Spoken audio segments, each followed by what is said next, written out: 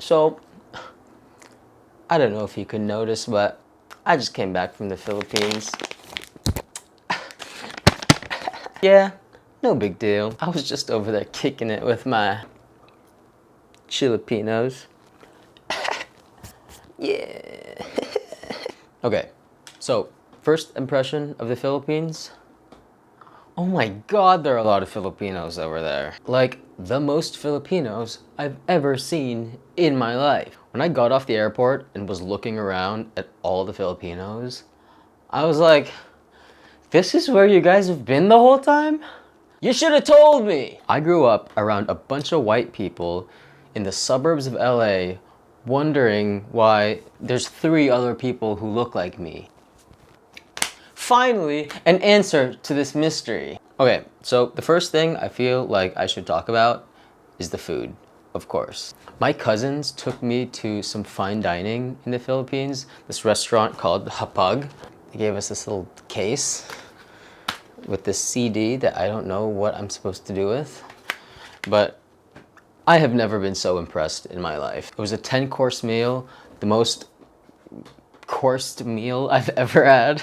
And even besides the upscale food places, even the normal staple foods, like there is some Filipino food that is so incredibly tasty, just so incomprehensibly delectable that I'm thinking, how is this not everywhere? For example, Filipino breakfast longanisa. It's like a breakfast sausage that's sweet and savory. Like, how is this not on the breakfast menu at McDonald's? There are 0 things on the breakfast menu at McDonald's that taste better than longanisa. And then there's sisig and pork lechon. Really, every kind of lechon is amazing. Yeah, who is gatekeeping Filipino food from entering the global culinary zeitgeist? Like, can I please speak to the freaking manager? The point is, some Filipino food is so amazing. But there's some Filipino food. Okay, how do I properly convey this? Here, I'll give you my reaction. Okay, so I'm eating the food, right? I don't really like it, right? But I'm not gonna make a face like, because I'm not a bitch, all right?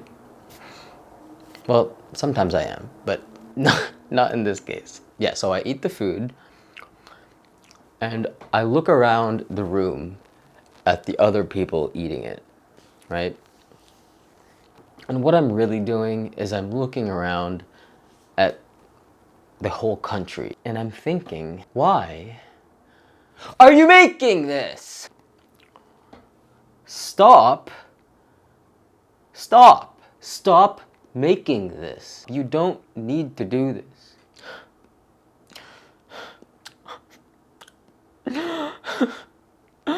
Who's making you do this? And guess what? I can't even tell you what the names are of these foods, because after eating it, I'm just like, I don't even want to remember what this is called. I am ready to forget. Okay, do you know what balut is? If you don't know, it's a pretty infamous Filipino food. So balut is this chicken egg that is fertilized, so the little chicken embryo is starting to take form. You crack the egg, and you're peeling it, and you see a little face, and you're like, oh, hi. Do you know how insane that is? Like, okay, in America, abortion is this hot topic. It's a moral debate, right? In the Philippines, it's an appetizer. No. Okay, but to be fair, balut really isn't that bad. You know, you put a little salt, put a little pepper, some vinegar, you know, some toyo, you know.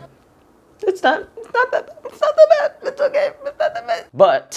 But for how scary it literally looks like an alien. If it was extremely delicious, like the best thing ever, like I get it. But it's just kind of like, all right. That's not worth how crazy it looks, okay? You need to stop doing that. Anyway, so what else about the Philippines? The Philippines is extremely chill. Like, it's so chill that sometimes it's a problem. Sometimes the country is so chill in how it operates that I can kind of see how it prevents the country from progressing forward in some ways. Which now I'm realizing and looking into myself, this makes a lot of sense. People there are so chill. So in some other places, street vendors can be really aggressive, right? My brother pointed this out to me, that street vendors can kind of be all up in your face trying to sell you stuff. And they'll do that in the Philippines too. But once you say no for the first time, first or second time, they kind of back off. Filipinos are kind of just like respect your intention of no, I don't want to buy this, and they don't keep trying to just like, and that is pretty cool. But like I was saying, sometimes the chillness is not good. For example, here in America, you go to a bar and you order a drink, and the bartender is usually just like, oh, you need a drink? Oh, you need, oh. It's super fast. In the Philippines, I would order a drink and then just sit there at the bar just waiting for like 10 minutes until, I mean, of course I didn't do this, but I just want to be like, do you remember me? Do you understand? Did you understand what I said to you 10 minutes ago? It's kind of annoying, but at the end of the day, it's whatever, right? It's whatever. And so with how slow the service is there, it is really strange how simultaneously accommodating Filipinos are and the culture is there. Filipinos are known for being very hospitable. That's why a lot of Filipinos are nurses. Yeah, just a very caring culture. And you can really feel it in your interactions with people. It really genuinely feels like they care about making you as comfortable and situated as possible. In America, most waiters are, I would say, pretty nice. Waiters and waitresses are, fine. But sometimes you can tell when, someone's just like smiling at you like, I'll get that for you right away. I would be a huge bitch right now, but I really want you to tip me well, so I hope you're having a great time. Yeah, you can tell when people get annoyed, but I don't know, maybe I had a small sample size of places that I went to. Of course that happens also in the Philippines and everywhere, but it just seems like they're just more chill about it. But yeah, what else? The beaches. I mean, I feel like I don't even really need to talk about the beaches because everyone knows that that's one of the main reasons you go there. The sand is super white and super fine. The water is so blue, everywhere looks like a wallpaper. The palm trees are giving you shade and you're just Paradise Island. Except for that it's pretty hot. Yeah, I was swimming with all the fishies and going cliff diving and going on a bunch of boats, which is why I got this. I'm so stoked about this.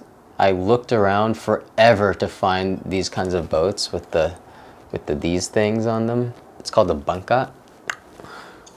But to conclude, the most important thing about the Philippines, the family love, the depth of the love over there. It's so much more interwoven and tight-knit, and it is probably the Philippines' best quality.